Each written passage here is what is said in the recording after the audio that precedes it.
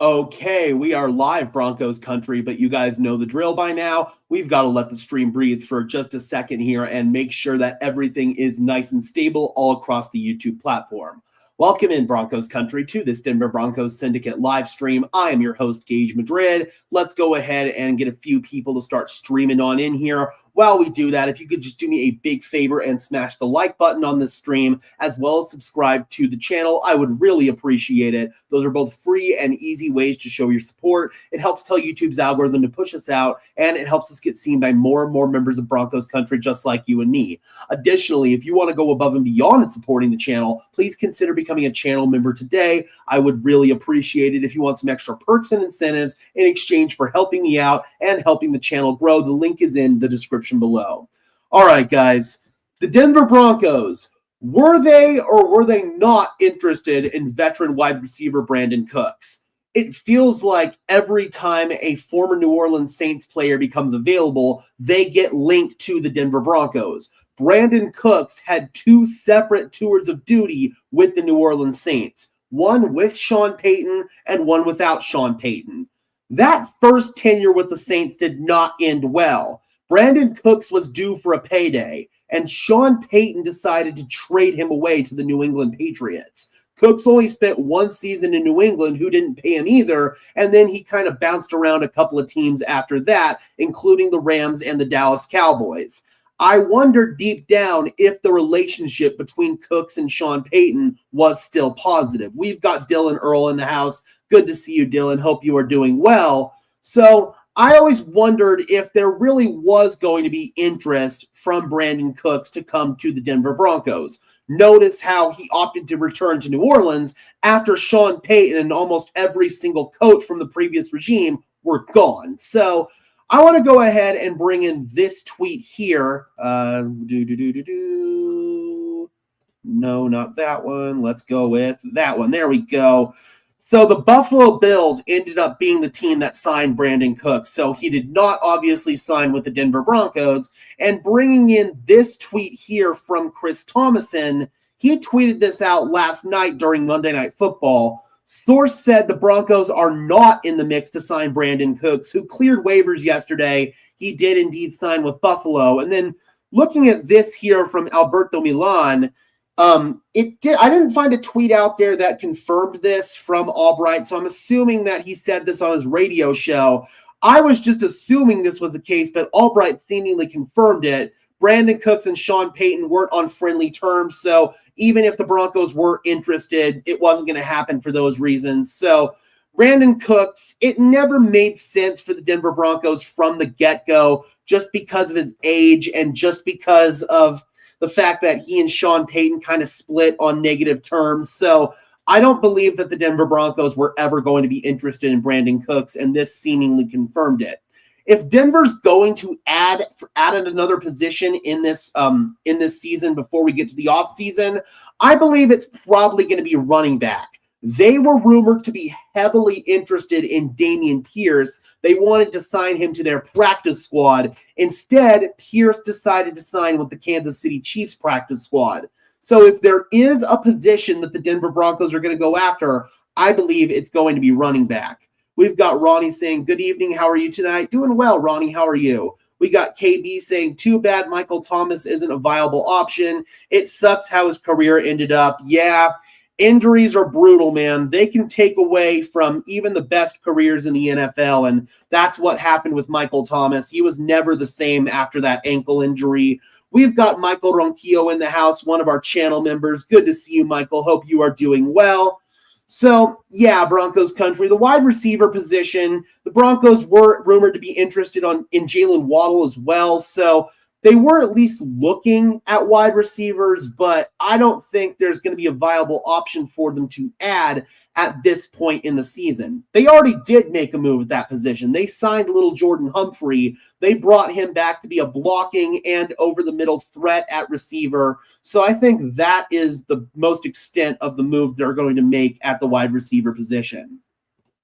Do you think the Cowboys could beat the Kansas City Chiefs on Thursday? I mean, it's very possible if they play like they did on last Sunday against the Eagles, but that's going to be a tough challenge for them, man. The Kansas City Chiefs, I don't know if the league wants them to slip back to 500. They certainly don't want them to slip below 500. So I think they're going to have to play both against the Chiefs and the refs, and I don't see them overcoming both of those challenges. Julian says, we need the Chiefs to lose. Can't allow them to be a wild card. If they get wild card, they can win it all. I disagree with that. The Denver Broncos have already proven they're a better team than the Chiefs. I'm not scared of the Chiefs whatsoever. All I'm focused on right now is trying to get the number 1 seed. I did get a new chair, Cairo, so I am not standing. Who you got in the Colts game? They play the Jacksonville Jaguars, right? Hold on, let me double check.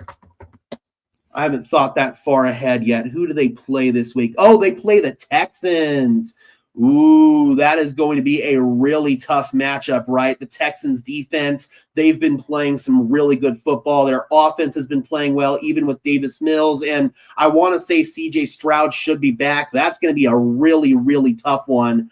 I am probably going to go with the Colts just because of how well they've been playing, but they kind of crapped the bed in the fourth quarter in Kansas City. So it is definitely a tough call, in my opinion. Any update on PS2 and Alex Singleton playing against the Washington Commanders? They are both in line to go. Alex Singleton, I guess he appeared on Good Morning America this morning and kind of talked about his diagnosis a little bit. And Mike Kliss reported earlier today that he is expected back out at practice. And this game has always been the return timeline for Pat Surtain. So I do believe both of those guys are going to play in this game. What about Jamal Williams? He used to be a touchdown machine. I mean, just as a pure red zone threat, maybe, but he hasn't really stuck on a team for the last couple of years. So I don't know if Jamal Williams would be a viable option at this point in time. So what are they going to do about the running back position? I don't know. According to Benjamin Albright, they want a running back who they can add to their practice squad as opposed to their 53-man roster. So that takes away running backs who are currently on practice squads with other teams such as Dameon Pierce or Cam Akers. Zach Moss is available. Maybe they go out and sign him. I've talked about Damian Martinez a couple of times on this channel, the former University of Miami running back. He started off with the Seattle Seahawks. He was briefly on their practice squad to start the regular season. Ended up getting cut. Hasn't really stuck on a team ever since. Nobody's given him an opportunity since, actually. So I don't know if there's some off-the-field issues there. I kind of heard some rumblings about that. So I don't know if he's going to be a viable option. It's really tough right now to make an addition that's going to make a big difference at this point in the season now that we're past the trade deadline. I wish I had your confidence. I'd rather play Indy in Indy than face the Chiefs at Denver. You see, I disagree with that. The Broncos are a better team than the Kansas City Chiefs, and I think they're a better team than the Colts, too. They just happen to lose to the Colts thanks to a leverage penalty. I don't know if there's a team out there that is truly better than the Denver Broncos. I want them to have home field advantage because I want that mile-high crowd to be against whoever the opponent is. If you're not afraid of the Chiefs, you just don't get it. I'm not afraid of the Chiefs.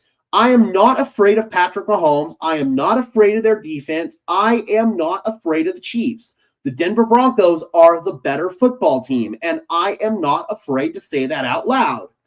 Need the Texans to win and the Jags to win to keep KC out of the running for the playoffs.